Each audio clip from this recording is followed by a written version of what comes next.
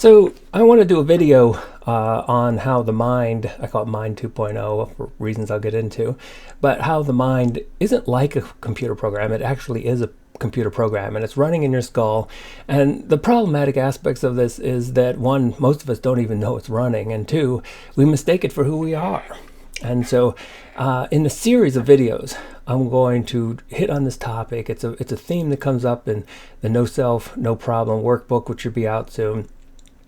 It's the total topic for the next book coming out, which doesn't even have a title now.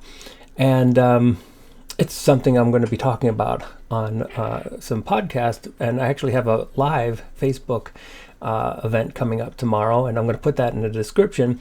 And it's with Victoria Shaw, and she's her whole podcast is about intuition, and we'll talk about it. It's such a wonderful alternative mode of being a human compared to our overthinking, which so many of us get so trapped in. And so you might have to sign up for her event, but it'll be super cool, and so it'll give us a chance if you have some questions. It's all live, and I enjoy the live. It's one thing I really miss from teaching, that kind of energy you get from everything being in real time, as opposed to watching a video and then making comments and going back and forth. So let me get into this, and I'll try to make it short because the goal is to just carry this out over the number of videos that it may take, which could be 5, 10, who knows. So again, it's not like the mind is a computer program. The mind is a computer program. And for all I know, if the Buddha had computer technology, and if this insight was available 2,500 years ago, maybe even the Buddha would have pointed this out. It certainly seems that he was onto many of the qualities of how the mind worked and how it's not who you really are. So again, a computer program is just a set of instructions that carries out a particular task on a computer. And so again, is the brain like a computer? Well, in many ways it is, and I point that out in the last video. But what I want to talk about is the more generic aspects of the program that really show us these huge insights, and that it's not who we are, and that trying to control it is the program trying to control itself. And that's not the way programs work. All they have is the illusion of controlling themselves. They really cannot right themselves. But the inflexibility is such a main component. And so I've taught this for years. I've used this particular example. It comes from all the heuristics that were being studied when cognitive psychology was first being developed. And it's a short problem. It goes like this. Joe is short, slim, and likes to read poetry. Is Joe more likely an Ivy League English professor or a truck driver? And the cool thing about this is I've been doing it for so long, and yet I still feel the program running. It still gravitates towards an Ivy League English professor because the program makes these types of errors. It's called the representative heuristic, or just stereotyping. And from the description, it sounds much more like an Ivy League English professor. But when you go through all the real statistics, it's absolutely obvious. So again, you could say, well, how many Ivy League schools are there? How many English professors are there? How many are short and slim? And the number gets really small. Then you say, okay, well, how many truck drivers are there? And it's quite obvious that statistically the odds are far more that Joe is a truck driver. And then we move on to visual illusions. You have the same experience with visual illusions. So you take some basic assumptions of the program and you misuse them in such a way that they create a visual illusion. But the cool thing about it is you may know that this is a visual illusion intellectually. In other words, you can show your brain empirical evidence that this is absolutely an illusion. Has no effect on anything. I've shown these in class for 20 years and still get the same visual illusion, even though I shouldn't be getting it. In other words, I should be able to go in and rewrite the program and say, no, this isn't a visual illusion, but it's inflexible. And part of that is because the program couldn't work. It all had to be thinking fast. It had to be reflexive. And you couldn't go through and rewrite it. It wouldn't be a very effective program if everyone rewrote it for their own. And this is what cognitive psychology had discovered about 50 years ago. Every cognitive textbook points out the definition of cognitive psychology. And the main point, and so much of my work revolves around this simple but profound discovery that human beings really have underplayed. And that is, my thoughts about the world are my representations of the world. Not the world, they're not perfect mirror images. They are distorted, biased representations. And some of them may be very useful. And so the MIND program had some thoughts that were very useful, some problem-solving skills like how to get food and clever ways to avoid not being food. And these are very useful. Even though they may not be truthful, they were still useful. On the other hand, imagine someone having a panic attack.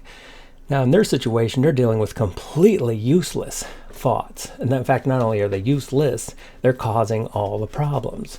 And so I just gave you a couple illustrations of the MIND program with the representativeness heuristic, but there's a long list of heuristics. There's a long list of actual errors that the program is susceptible to. In fact, the whole field of cognitive behavioral therapy revolves around people recognizing the flaws in this program. Now, again, you say, well, if the program works so well, why does it have all these flaws? And it's a great question. Well, you have to keep in mind that this program evolved, and this is one of the things I go to in a little bit in the No Problem workbook, but it's just hovering out there for later books. I want to dive a little deeper into it. And I just love the Peerhub because they're such they give us a view of what our ancestors must have lived like. They're basically a hunter-gatherer society, one of the very few left on the planet. Now, the point I want to make with this is that they are also considered one of the happiest people on the planet. So what's interesting is you see the program working with them. You could take any of them, throw them naked into the woods, and they will come out with everything they need. So the program, in terms of survival, is working really well. And yet they seem to be really happy. But they're going into the woods naked. The program has to function as it was intended, and it seems to work out really, really well. And in all likelihood, getting a hold of the Peerhub probably would be very difficult, but I'd love to talk with them, and so many language difficulties, but just ask them, like, how often do you think? My guess, it would be very little. They probably only think when it's absolutely necessary, and that's why they're so happy. But the point is, when you look around, all the surplus, all the luxuries, all the, if you're watching this, chances are you did not go into the woods naked to get your food this morning. We're at a point where the program simply has nothing to do. It's out of touch. It's out of time. It's like something that traveled into a future. It has no clue about what it's supposed to be doing right now. And I think that's one of the reasons why the program is causing us so many problems, because just like any computer program that's running on the wrong machine or running on the wrong in the wrong context is going to cause problems. This program, this Mind 2.0, is causing us problems because it just isn't. There's no fit. There's really nothing for it to really do. And so what do? Well, we create politics. Politics is a great way to get the program to have something in the world for it to occupy its time. But another quality about the program I'll give, so the video doesn't go too long. Like I said, I'm going to make a lot of these videos in the next couple months, but you can't turn it off. And I just want you to imagine for a little bit what life would be like if you could turn the program off. And again, there probably are good reasons why you couldn't in the past. And so, it's a design issue of getting the program so it's not turn-offable.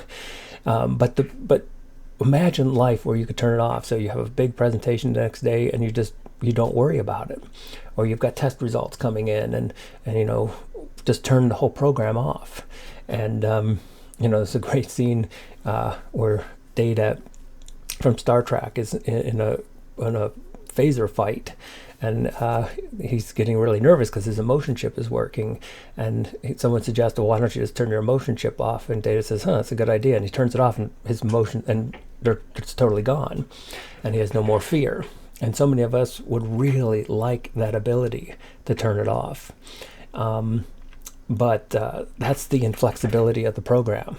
If it was who we are, if it wasn't some kind of program, autonomous program running in our head, you could just say, I'm not going to think about that.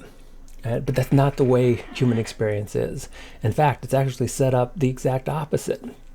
If you really do try to shut it off, if you try to stop thinking, in fact, one of the most successful ways to engage in overthinking is to try to stop thinking. And this is a wonderful paradox, and I'm laughing a little bit because so much of my life was spent doing that, trying to shut off thinking with more thinking. And it just shows you how, this program, all you can do is recognize it for what it is, but it's running in the background, and you can either have it running in the background or running in the foreground, and that to me is the closest I could come to what we mean when we say enlightenment, and that is the recognition that the program is now running in the background rather than confusing it with who I am.